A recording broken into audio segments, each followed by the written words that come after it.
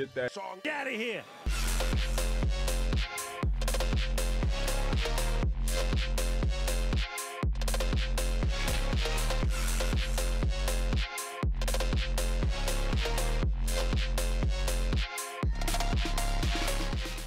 Hi peers, it's Jonas the Guys here. You get this video because I don't have any classes today and I am not in the mood for something of a better quality. We're gonna talk about the F-16 now. The F-16 Fighting Falcon is definitely one of the airplanes of all time. It can fly apparently, somehow, which is unrealistic because we all know flying is impossible.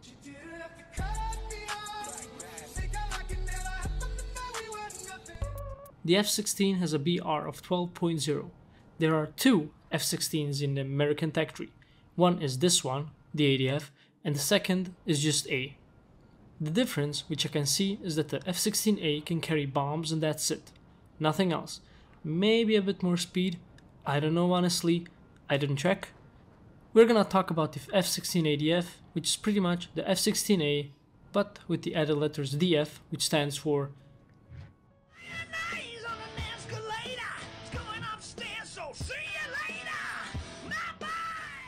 Anyway, this plane is fast as fuck, boy.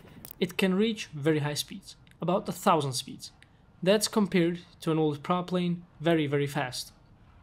Thanks to its high speeds and good accelerations, it means that it can go fast.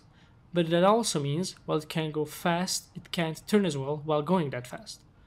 But if you slow down and start turning, you are golden. When you start turning, you won't lose a critical amount of speed. Maybe your pilot will lose consciousness because of the high Gs, but the speed will stay relatively constant. That's all because the F-16 has a thrust-to-weight ratio greater than 1, which provides power to climb and acceleration. In simpler terms, plane not too big. It has big engine, and engine has big power, which make fast speeds. Yes. So, considering the speed and turn rate, you would think you should do a Tom Cruise and just dogfight the enemy. Yeah, you can, but why would you when you get the missiles, which know and do not know where they are at all times? You have two main missiles. One is the AIM-9L Sidewinder, which is an IR missile. It's a heat-seeking missile. It see worm, it go after worm. But it has the sun in its heart, because sun very warm.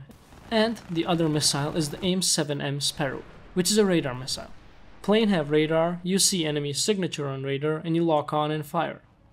If you wonder how a radar works, basically you have a bat in the nose of the plane that uses echolocation to locate planes for you. That's how a radar works. So you have two main types of rockets and your gun.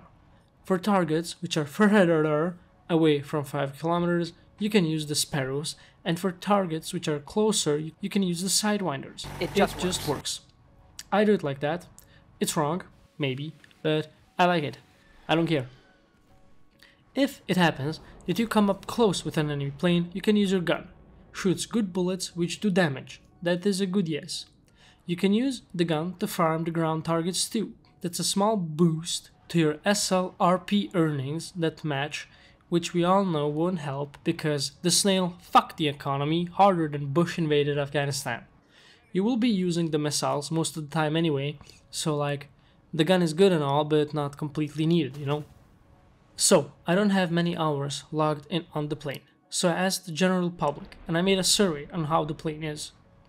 The plane is, and I quote, not great, not terrible. Then someone said, President Zelensky wearing a croc. Another person said, Bolje si averziu spedai, ADF tie puno manje koristan. I don't know. There is also, I'm gonna translate this shit, honestly the F-16 in the American tech tree are the worst, because you cannot carry radar-guided rockets and Mavericks at the same time. So playing it is not worth it, and they are not especially good for a lineup. There you go. Opinions and whatever. In my opinion, it's alright for air battles, but I would rather play Genshin Impact than bring this into a ground battle.